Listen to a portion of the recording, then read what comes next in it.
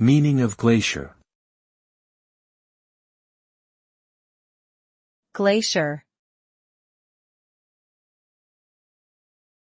Glacier. Glacier.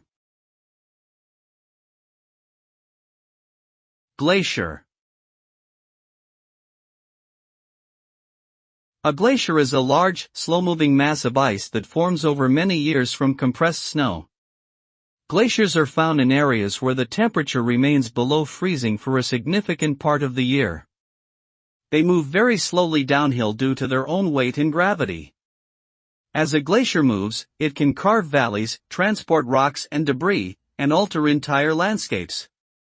Glaciers are important indicators of climate change, as they are sensitive to changes in temperature and precipitation. The melting of glaciers can lead to sea level rise, affecting coastal communities and ecosystems.